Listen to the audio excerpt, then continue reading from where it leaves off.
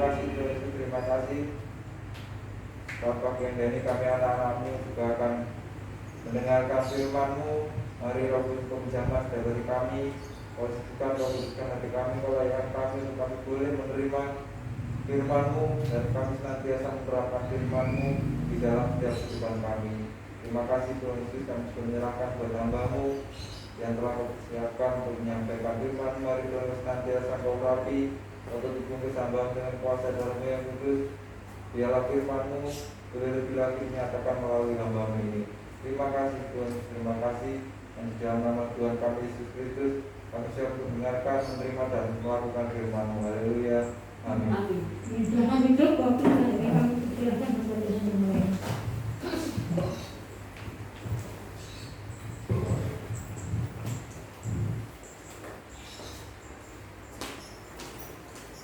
Shalom. Shalom.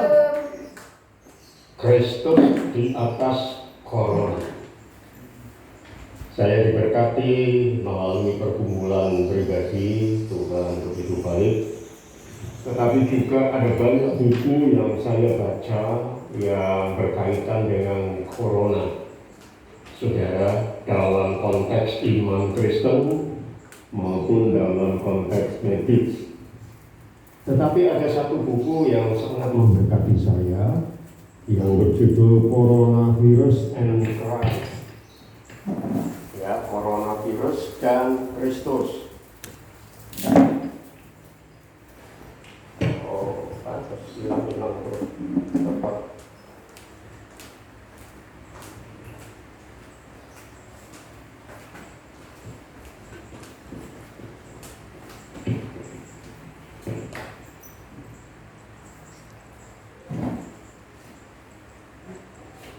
Tapi saya memberi judul lebih dari sekedar Kristus dan Corona atau Corona dan Kristus. Judul yang saya sampaikan adalah Kristus di atas Corona, Christ above Corona. Kemarin saya karena tidak latah bahasa Inggris, salah saudara ya. Mungkin yang mendengar di medsos ketawa ini Inggris-Inggrisan peletokan. Kemarin saya ngomong Christ at Corona, salah banget. Tapi saya sudah koreksi di medsos, ya. Christ above Corona, Kristus di atas Corona. Dengan ringkasan bahwa Tuhan Yesus Kristuslah yang memerintah di atas corona. Amin. Amin. Bukan corona yang menenggelamkan iman Kristen, bukan corona yang menenggelamkan kemuliaan Kristus, tetapi justru Kristuslah yang memerintah di atas corona. Saudara, iblis memang nyata. Jangan meremehkan, tetapi dia sangat terbatas. Dan kalau saudara baca kitab Ayub, iblis itu sering ingin mengganggu kita. Dia naik turun ke surga, laporan, Pak Parno kayak apa, Pak Paulus kayak apa, itu kerjaannya iblis. Jadi saudara tidak perlu repot-repot. Ya, iblis itu sangat setia. Manajemennya luar biasa. Dan dia tahu, memang nggak mau tahu. Laporan.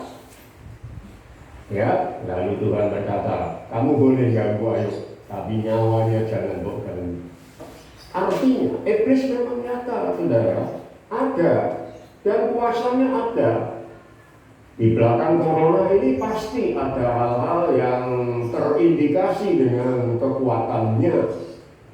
Dia sangat senang dan pasti dia bertepuk tangan, saudara-saudara. Saya pernah membaca satu ilustrasi, iblis bertepuk tangan lalu berkata kepada Kristus, nah aku berhasil toh, gereja-gereja ditutup, anak-anak Tuhan tidak beribadah, hebat toh kuasaku. Lalu Tuhan Yesus dengan kalem berkata, kamu salah. Ya, justru anak-anak Tuhan ini di rumah-rumah bisa beribadah sendiri sekarang. Walaupun corona dibebaskan dari jam ibadah, tetapi ketika jam ibadah, anak-anakku tidak tidur, tetapi beribadah di rumah. Mereka justru bisa saling menguatkan di rumah-rumah.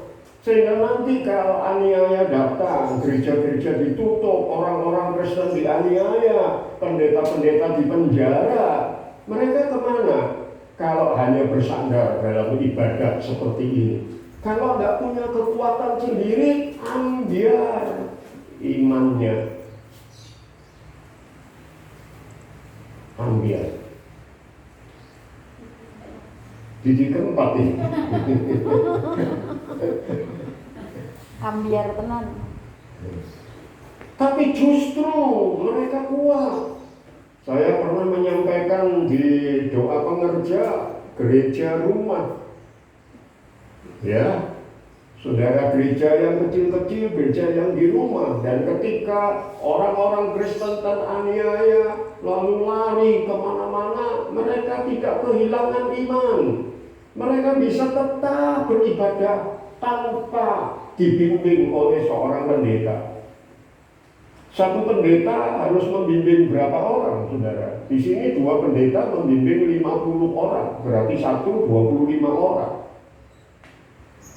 Dulu pada waktu saya di Kudus, kita ada 10 pendeta membimbing 800 paling tidak. Bisa 1000 dengan anak-anak sekolah minggu. Berarti satu pendeta bimbing 100 orang. Apa iso? Apa bisa memperhatikan dengan baik? Tetapi oleh karena corona, saudara-saudara, tadi saya aja ngalami, saudara. Dulu selalu bingung, rujukan dokter, rujukan spesialis ini. Sekarang merawani rumah sakit. Padahal itu kebutuhan. Lalu rujukannya ke atas. Haleluya. Saudara, Tuhan berkata begitu kepada dia, kamu salah, please.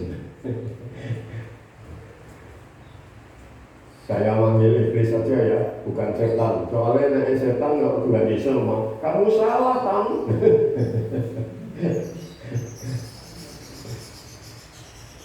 Justru ini membuat kuat. Justru membuat orang-orang Kristen lebih kalau ditambi begitu, saudara ya, tambi itu, maka mereka tidak akan jadi ringan kayak jerami yang tertiup angin. Tetapi tetap benihnya, padinya, gandumnya berat dan dia akan jatuh, tidak akan terbawa angin. Justru itu yang terjadi. Oleh karena itu, Tuhan Yesus di atas corona. Tuhan Yesus yang memerintah di atas corona.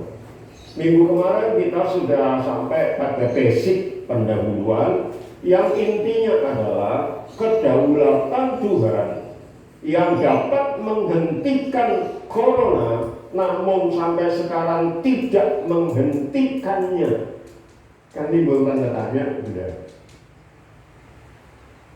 Padahal orang sak dunia, orang Kristen sak dunia berdoa, Tuhan kami patahkan kuasa corona. Bahkan ada pendeta-pendeta ekstrem yang wah, saudara-saudara, tapi tidak mandek. Justru makan korban. Saya membaca kemarin saudara klaster di Jakarta tentang corona, dan saya kaget karena di atas data itu yang paling banyak itu justru kalangan Kristen, saudara. Sampai seorang pendeta tidak terima, ini memojokkan Kristen, ini hoax. Dan datanya memang menakutkan, saudara. Perbandingannya klaster di kalangan Kristen yang paling tinggi. Gereja, jumlah klaster 3, total kasus 29. Angka 29 paling tinggi, yang lain-lain masjid cuma 11. Gereja, 29 kasus. Lalu asrama pendeta, 41 yang kena kasus. Sementara di pesantren cuma 4. di Tahlilan 29. Apa enggak kaget saudara? Loh, kok Kristen yang kena banyak? Sampai seorang pendeta dari Tayu ngotot di WA, ini memojokkan orang Kristen. Hak. Saya sebetulnya mau tapi buang-buang energi. Kenapa mesti dibela? Hak atau tidak? Ya, benar atau tidak? Seorang usah melu-melu.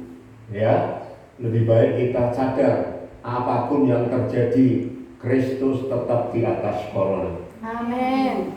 Ya. Jadi kesimpulan yang kemarin, kedaulatan Kristus yang dapat menghentikan pandemi corona, namun dia sampai sekarang tidak menghentikannya. Rasul Paulus berdoa karena dia mengalami sakit berat. Sampai 3 kali berdoa supaya utusan iblis itu dikeluarkan. Tapi Tuhan berkata, no.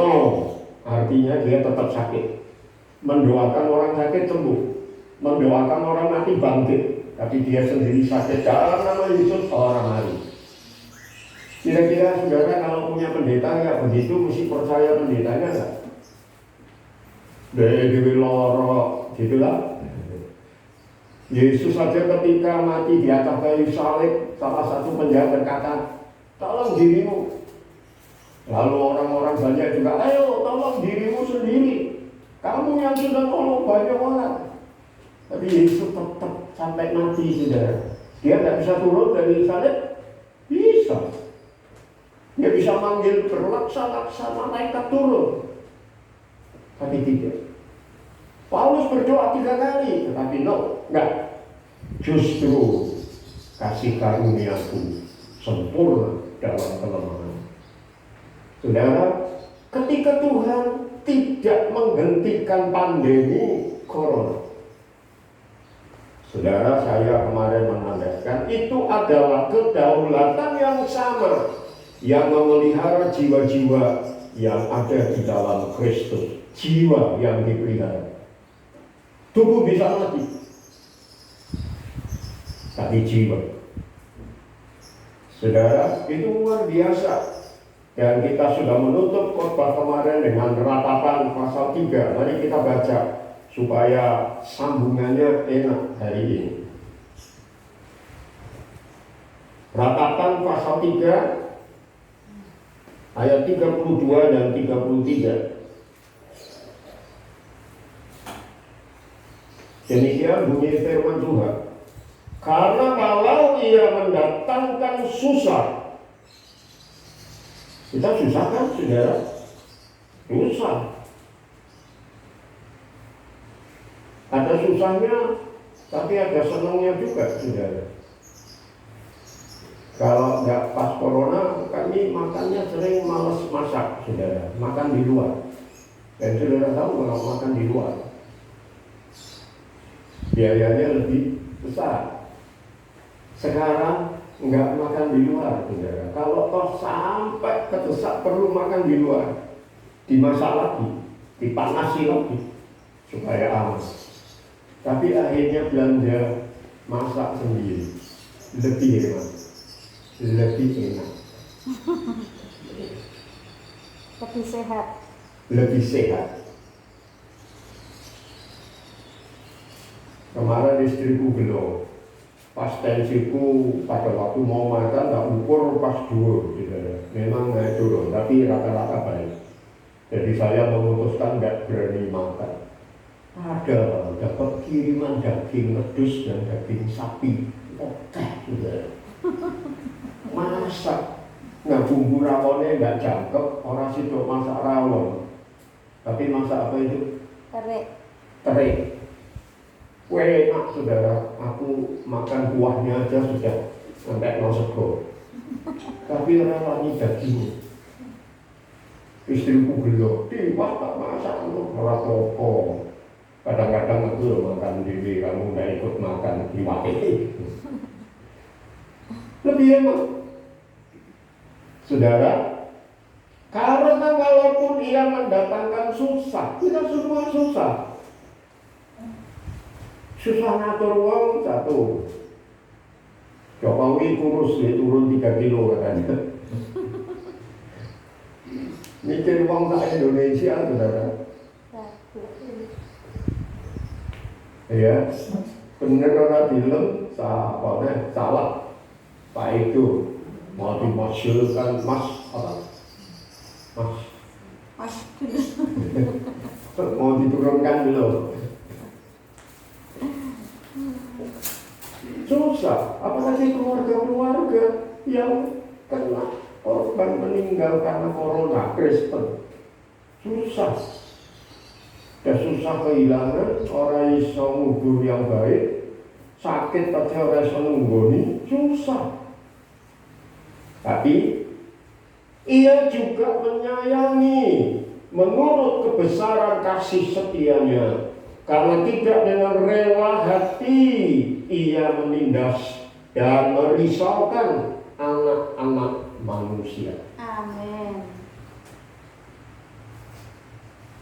Apa kira-kira senang Tuhan lihat? Enggak, saudara. Dokter itu kalau harus motong amputasi, saudara, apa dokter senang motong bagian tubuh pasiennya? Enggak, dia berusaha jangan sampai dipotong. Kalau ada pasien yang harus dioperasi, dibuka perutnya, diambil sesuatu, apa dia tidak kasihan? Tetapi harus dilakukan supaya apa? Supaya selamat. Tuhan seperti itu, saudara. Lebih dari itu. Soal ada korban, kita tidak perlu menghakimi, saudara. Ya. Tetapi kalau ada orang percaya yang karena corona ini meninggal, dia masuk surga. Dia bersama-sama dengan Kristus. 1 Tesalonika kemarin kan sudah dicatat. Kita sedang tidak dimurkai. Ya, saudara, tetapi hidup mati kita, baik kita tidur maupun bangun, kita selalu bersama-sama dengan Tuhan. Itu yang sudah kita lewati kemarin. Hari ini kita akan melihat mengapa atau apa yang sedang dilakukan Tuhan melalui corona. Kenapa kalimat ini muncul, saudara? Karena saya yakin Tuhan tahu, Tuhan mengizinkan. Kalau enggak bisa, saudara. Ya. Dan ini akan terus-menerus lebih besar. Makanya saya sebagai hamba Tuhan ingin mengajak saudara untuk memahami. Jangan kita terlalu berharap terlalu besar. Karena kalau enggak, saudara syok. Sudah muncul kabar-kabar, ada yang lebih jahat lagi dari corona. Saudara, di Cina kemarin sudah muncul baru flu babi. Itu lebih jahat dari corona. Akan lebih meningkat wabah, itu tanda akhir zaman. Dan saya yakin kalau Tuhan tidak izinkan, tidak mungkin. Itu tanda yang harus digenapi. Saya tidak tahu kalau kita tiba-tiba imbo-imbo jadi Tuhan itu, saudara ya. Mungkin saudara stres ya. Bingung matone. Iki nak tak pindes, iki piye? Iki tak pindes, iku piye? Bingung. Sehingga sulit mengambil keputusan. Saya aja mengambil keputusan untuk hal-hal penting di dalam bergereja butuh waktu lama, saudara. Ya, saya tidak tahu gimana pikiran Tuhan ketika melihat seperti ini. Wow, makanya pertanyaan ini muncul. Apa yang sedang dilakukan Allah melalui corona? Mungkin seperti kepada Ayub, wis lakukan itu. Corona, banyak yang mati dan sebagainya, lakukan. tetapi ada batasnya.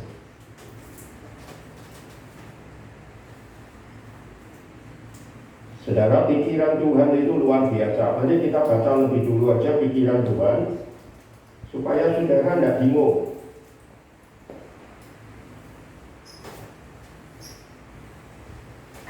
Efesus 1 ayat 11.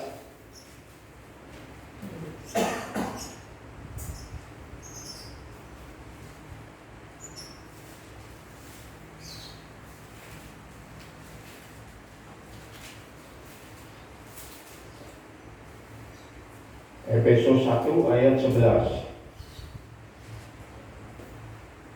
Aku katakan di dalam Kristus, karena di dalam Dialah kami mendapat bagian yang dijanjikan. Kami yang dari semula ditentukan untuk menerima bagian itu sesuai dengan maksud Allah, yang di dalam segala sesuatu bekerja menurut keputusan kehendak-Nya. Segala sesuatu bekerja menurut keputusan kehendak-Nya. Segala sesuatu termasuk pandemi corona, COVID-19. Ya, COVID-19 itu singkatan dari coronavirus, COVID-D-nya DC. Jadi coronavirus sakit, DC itu sakit coronavirus 19 tahun 2019. Segala sesuatu termasuk COVID-19. Tetapi saudara lihat kalimat di atasnya, bahwa aku katakan di dalam Kristus, karena di dalam Dialah kami mendapat bagian yang dijanjikan. Kami yang dari semula ditentukan untuk menerima bagian itu sesuai dengan maksud Allah. Amen. Diimbas corona atau tidak, bagian Allah untuk kita tetap jatah kita. Jadi corona tidak membatalkan jatah saudara untuk menerima bagian dari Tuhan. Amen. Dan bagian Tuhan yang paling besar adalah kita menerima hidup kekal, masuk surga bersama-sama dengan Tuhan Yesus. Amen. Amen. Tidak masuk neraka, itu yang paling besar. Yes. Kekayaan itu kecil. Yes. Nanti kalau kita mati ditinggal itu apa? Semua kita tinggal. Tetapi orang-orang yang tidak mendapat anugerah Tuhan ketika mati masuk neraka, hidup sengsara, hidup kekal, saudara, sama-sama kekal. Yang satu di surga, yang satu di neraka. Istri saya sakit nyeri otot, ada saya sudah bingung, saudara. Tak tanyai sakitnya, nah bergerak tak? Enggak, kok terus menerus sakit. Sidik-sidik berhantar, rasa terus. Dan itu sidik-sidik rasa, makanya lemes. Aku sudah bingung, Tuhan ini sedino, piye, terus malam ini nanti rasa tunggu piye. Sudah bingung, sudah. Tapi kemudian dapat pertolongan Tuhan. Tak urati komplit, mari. Saudara bayangkan kalau hidup kekal nyeri otot terus-terusan kayak apa? Itu cuma nyeri otot loh, saudara. Nah diobok orang mati-mati. Ketika kemarin saya nggak tahu pikun apa umur, tangan tak cemplungin baju panas, tapi puji Tuhan orang sampai melempuh, saudara. Itu aja udah mikir, Tuhan pikun melempuh terus piye? Coba kalau hidup kekal melempuh kabeh piye, saudara? Istri saya niru-niru, saudara. Dan luwih konyol, ana wonge orang rasane. Nah aku kan kok sengaja, ya foto-foto orang sengaja nyemplung.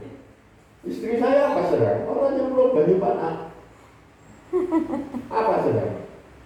Nyetel setrikaan, saudara, dicekok. Kanan kiri juga ya? Kanan. Aku sampai takut, loh, piye toh? Setrika itu kan dure cilik, cekok. Aku mau hidup. Aku sudah mau tanya lagi saudara, tapi lagi kira aku jadi kayak dia.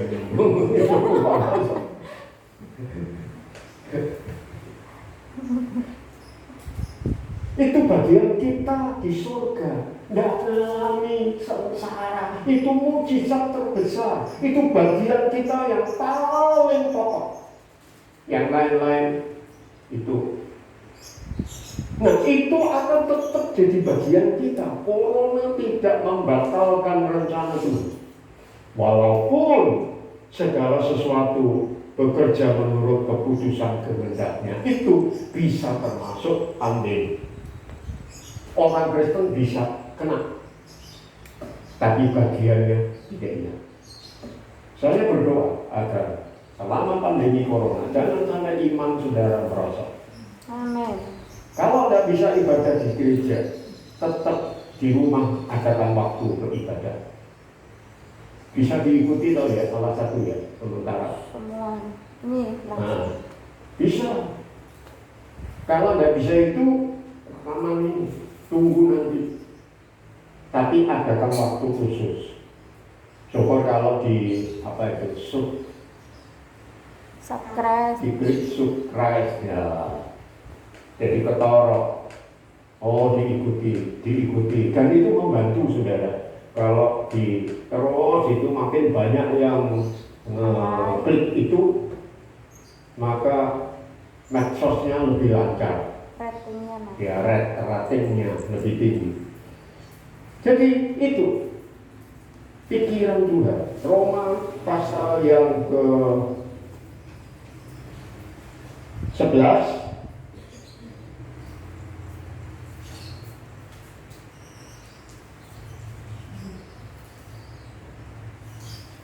ayat 32. Roma pasal 11 mulai ayat yang ke-33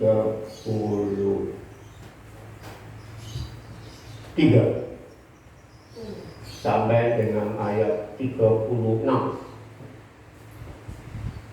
Oh, alangkah dalamnya kekayaan hikmat dan pengetahuan Allah. Sungguh tak terselidiki keputusan-keputusannya, dan sungguh tak terselami jalan-jalannya. Sebab siapakah yang mengetahui pikiran Tuhan, atau siapakah yang pernah menjadi penasihatnya, atau siapakah yang pernah memberikan sesuatu kepadanya sehingga ia harus menggantikannya? Sebab segala sesuatu adalah dari Dia dan oleh Dia dan kepada Dia. Bagi Dialah kemuliaan sampai selama-lamanya. Pikiran Tuhan itu jauh tinggi, tak terselami. Jadi kita tidak usah bingung-bingung menasihati Dia. Tuhan ini corona, stop ya Tuhan. Atau kita minta Tuhan untuk menggantikan yang lain. Tapi kalau itu memang sudah keputusan Tuhan, ini akhir zaman, memang harus digenapi. Justru kalau tidak ada wabah, saudara, orang-orang bertanya, loh ini firman Tuhan sudah dinubuatkan loh. Sudah dikatakan pada akhir zaman itu akan ada gempa, perang, lalu sampar, dan lebih lagi. Kalau tidak digenapi, kita justru ngomong Tuhan itu ternyata orang pinter ya. Orang bener itu. Kalau istri saya ngomongnya lebih mantap saudara, bukan orang bener, orang bener.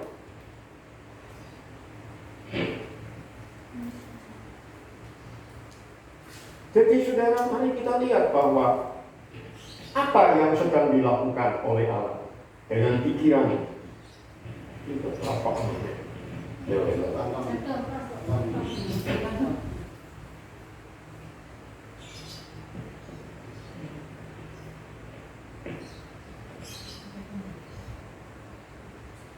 kengerian moral. Jadi apa yang sedang dilakukan oleh Tuhan, Tuhan mengizinkan ini terjadi supaya timbul rasa ngeri secara moral, menyeluruh, mengglobal. Sehingga orang mencari Tuhan. Jadi di balik ini, saudara, ada rencana Tuhan.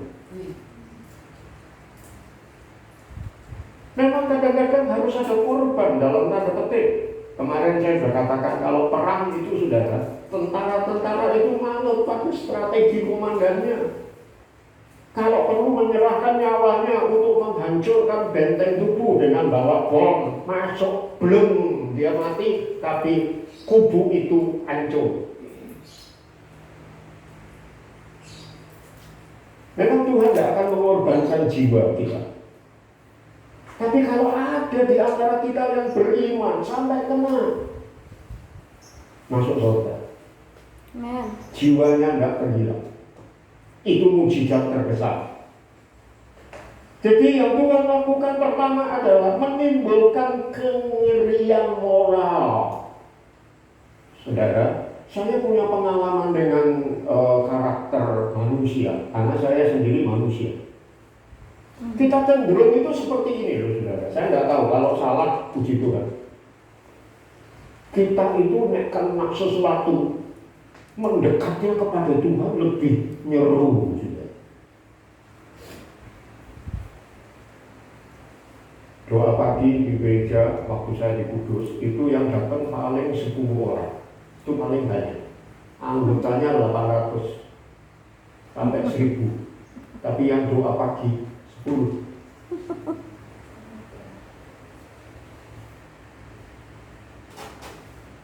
Padahal doa paginya enggak subuh, saudara, jam 5. Tapi ada waktunya bisa 20. Wah, waktu 20 saya puji Tuhan. Tuhan tolong beri kegerakan. Doa paginya makin banyak. Dan biasanya minta waktu. Kalau ada waktu, 10 menit aja, sesudah doa. Apa masalah, saudara? Wih, datang kepada Tuhan, tapi begitu tak lihat berkurang, tidak ada kabar berita, saudara. Kok besok diskon esok ya? Saya penasaran, karena saya datang di rumahnya. Kenapa tidak diskon lagi? Saya sudah dijawab Tuhan, Pak Paulus. Nah, kok gak ngabari tidak dijawab? Nah, punya masalah yang repoti pendeta. Tapi nggak selesai masalah, lupa pendetanya. Orang sebut kayak apa, tapi kabari. Nah, bayangkan saudara, nek gak diskon esok masuk ulang. Aku tidak sempat tanya, kan tetap didoakan, saudara. Wah, dulu minta didoakan, Pak, aku punya masalah A untuk orang A ini. Saya kan masih berdoa, Tuhan, jamaah persoalannya A, padahal ini selesai.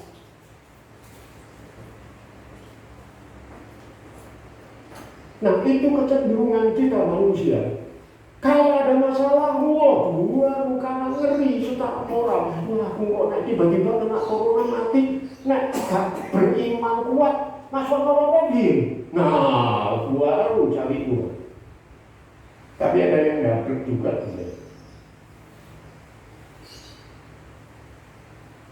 beneran libur.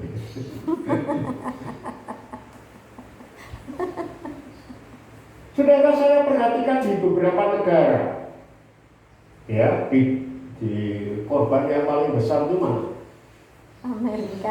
Amerika. Sebelumnya Italia. Brasilia. Di Manado, kan mayoritas Kristen. Saudara tahu, itu membuat saya wah, iya. Mereka jalan di jalan-jalan memuji Tuhan, berdoa. Ada yang di pinggir jalan-jalan, wah, berdoa begini, Tuhan, dilihat mobil ini itu, wow, Tuhan, luar biasa. Cari Tuhan di jalan-jalan itu, ya, di jalan-jalan. Di Sukoharjo tidak ada saudara, tapi di Manado ada, sudah ada. Saya kemarin sudah lihat videonya. Ya, karena mereka daerah Kristen. Saya belum tahu Papua. Karena di tempat mereka nama-nama jalan, nama-nama Kristen semua. Ya, di Papua. Langsung cari Tuhan. Karena apa? Timbul rasa ngeri secara moral. Itu yang Tuhan lakukan. Sebagaimana semua bencana melalui pandemi COVID-19, Allah sedang memberikan kepada dunia sebuah gambaran fisik kengerian moral dan kebobrokan rohani dari dosa yang mengecilkan Tuhan. Dulu Tuhan nomor sekian, mengecilkan Tuhan. Sekarang, saudara, dengan pandemi ada kengerian, lalu mencari Tuhan. Jadi tujuan Tuhan itu jauh lebih baik dari dampak kengerian.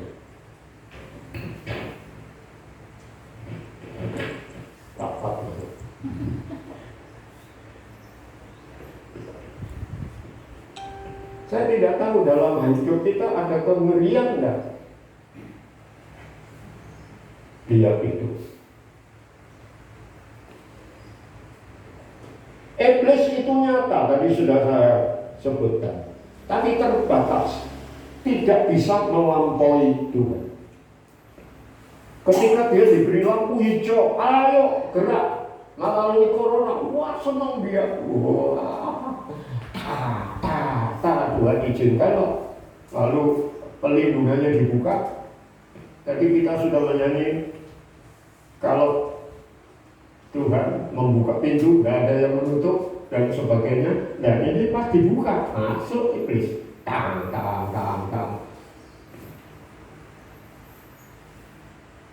Tetapi tujuannya luar biasa, saudara. Ya, dan ini merupakan pemurnian.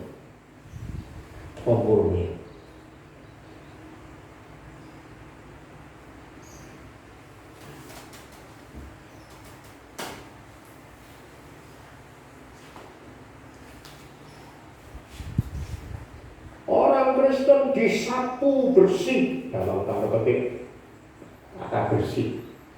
Kenapa saya sebut ini? Karena kita ini kan sering gede-gede sesuatu gitu ya. Itu kecenderungan kita. Kalau perkara sidik gede-gede, harusnya gede dicilik-cilik gitu ya. Tapi kita sering begitu. Begitu ada orang Kristen banyak yang kena corona, wah langsung.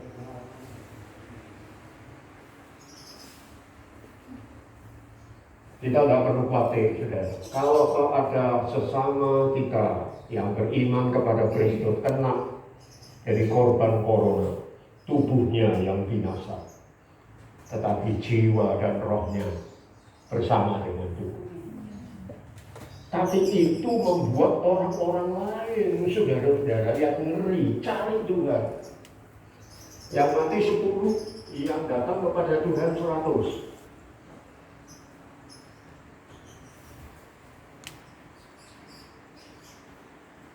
Ini melorot terus. Jadi agak sakit, biasanya tak genggam sitik-sitik gitu supaya tidak ya. Selalu masih lepas gitu. Nah rupanya tadi mengganggu okean. Dok ini yang kanan. Jadi melorot terus. Melorot membuat kacamata melorot. Kalau kaca melorot, lihatnya begini.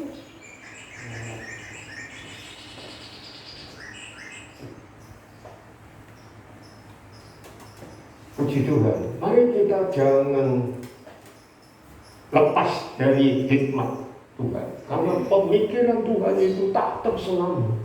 Dan mari kita juga menggunakan hikmat Tuhan. Sehingga kita bisa ikut arusnya Tuhan gitu. Bisa apa? Kemana? Oh.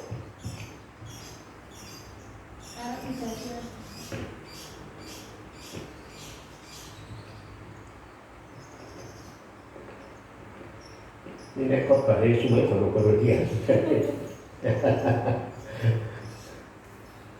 Sehingga kita paralel dengan pikiran Tuhan.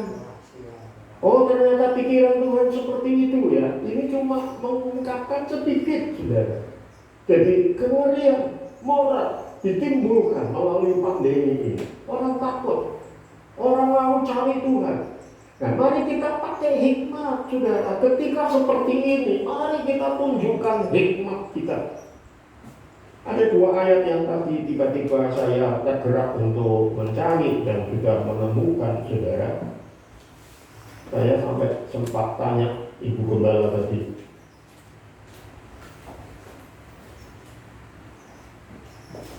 Pengkhotbah 7 ayat 17, catat saja, saya baca dengan Pengkhotbah 10 ayat 1.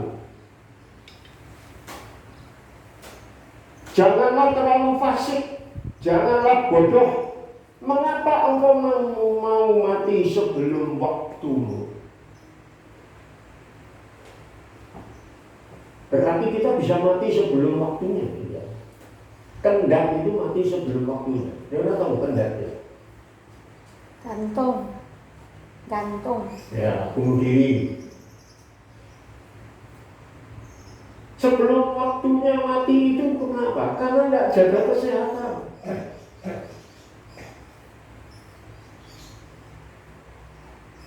Jadi mestinya kekuatannya 90 tahun, karena tidak jaga kesehatan, kekuatannya berkurang sebelum mati sebelum waktunya.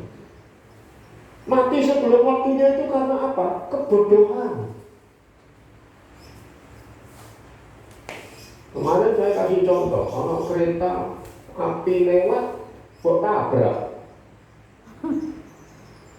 Nah, kereta apinya sing boleh puji Tuhan. Kenapa? Bodoh, saudara. Ngerti itu bisa menyebabkan mati kok. Diterjang.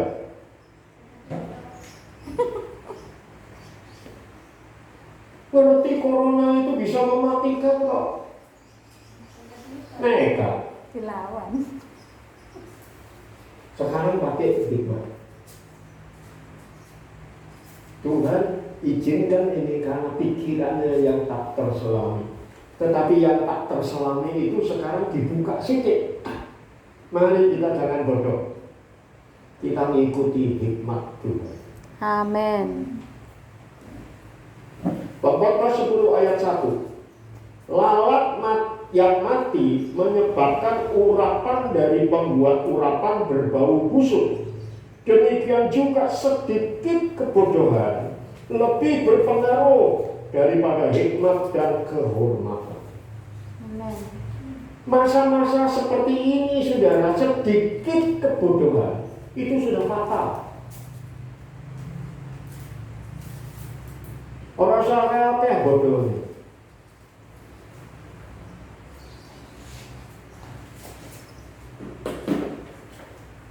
Saya lupa tunjukkan. Betty itu kemarin pamer, saudara, masker, 6 masker, pakai gambar semua, mulut lebar, apa-apa, terus pertanyaan, mana ya yang lebih cocok untuk saya? Banyak teman-temannya yang baca, kanan paling bawah, kiri paling atas. Saya jawab, saudara, jawab saya pakai ini. Semua cocok, tergantung tujuanmu apa. Nek tertuju tujuannya mau ketara ngakak, maka yang paling atas itu yang cocok. Kalau mau gede. Yang satu kayak kelinci.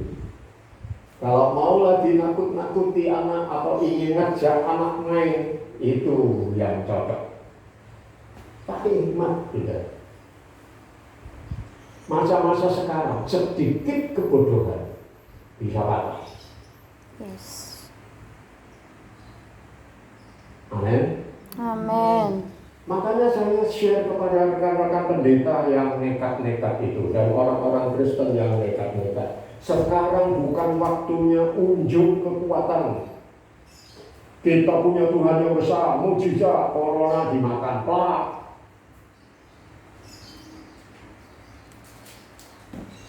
Kalau bakso mercon, kental mercon, merapopol, ya. Orang bakal meledos. Tapi kalau corona boparani, saudara, mengizinkan tempat-tempat terbuka yang sudah dianjurkan, bukan hanya di Betok, bukan hanya Sukoharjo tok, bukan hanya Surakarta tok, bukan Jawa Tengah tok, bukan Jawa tok, bukan Indonesia tok. Seluruh dunia menganjurkan yang paling aman adalah pakai masker, cuci tangan, jauhi jarak, atur jarak. Sudah tahu itu. Orang yang berhikmat ngerti memang jalan masuknya itu mulut, hidung, mata. Tangan tidak boleh sering-sering ke setiap kali itu cuci. Saya itu sekarang agak mogok keluar, saudara. Karena kami punya peraturan ketat. Begitu keluar, masuk, mandi, cuci pakai.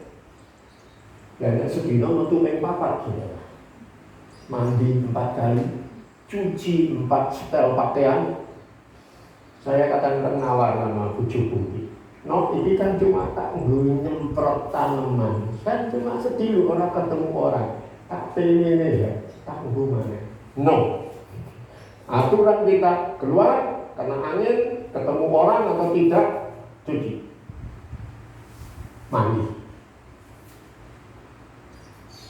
Karena apa? Karena itu pakai hikmah. Nggak mau mati sebelum waktunya. Sedikit kebodohan fatal.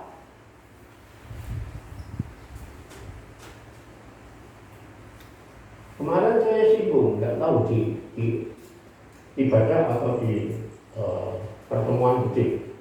Seorang nenek-nenek ingin renovasi rumahnya, sudah tertunda lama. Meska.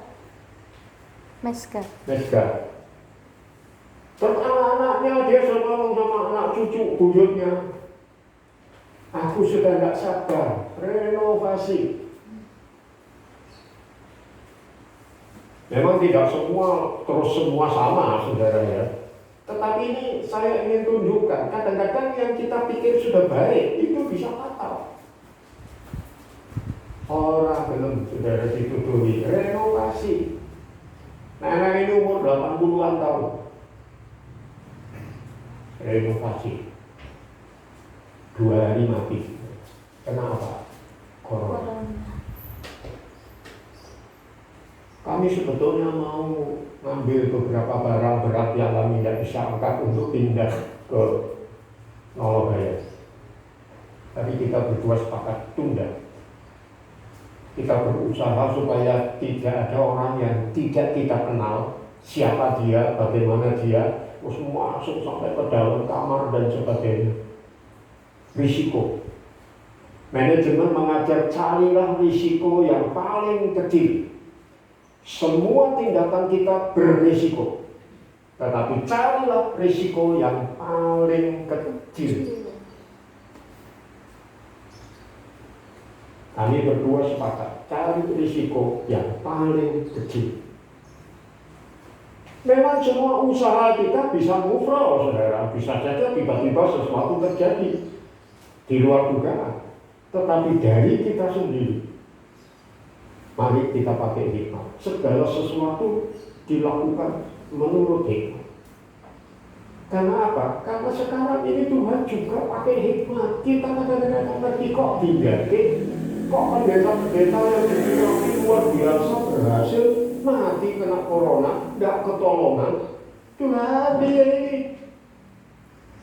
pikiranmu dia Tuhan. Kita tidak usah nasihati. Kita tidak usah menghakimi akibat-akibat yang terjadi. Tetapi kita tangkap inti hari-hari ini Tuhan sedang mendatangkan kengerian moral seluruh dunia. Supaya apa? Orang-orang mencari Tuhan. Hikmat dipakai. Amen.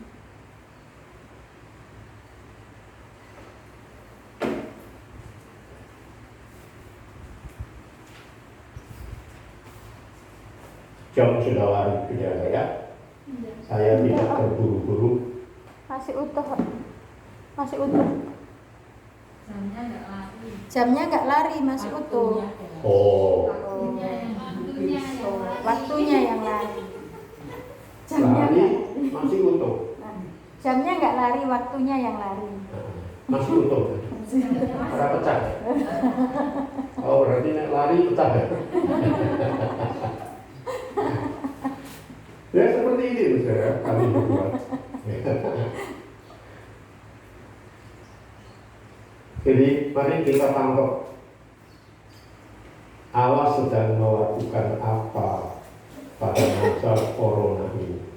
Dia sedang menimbulkan kengerian moral. Tujuannya bukan untuk membinasakan, tujuannya justru untuk membuat orang justru cari Tuhan, justru terjadi panen. Saya aja sudah ngerti sebagai manusia, bagaimana manusia itu betul-betul cuai Tuhan itu wis kepepet saudara. Nek wis bar ditolong Tuhan terus lali lagi. Engko nek kena lagi Israel kan juga seperti itu. Bersungut-sungut lalu datang teguran dari Tuhan. Lalu harus bertobat. Wah, baru setelah selesai, wah, Tuhan tahu. Maka kengerian moral ini diizinkan oleh Tuhan supaya hasilnya banyak orang cari Tuhan. Cari Tuhan. Nah, kalau orang-orang luar cari Tuhan, kita yang sudah kenal Tuhan, pertanyaannya adalah lebih sungguh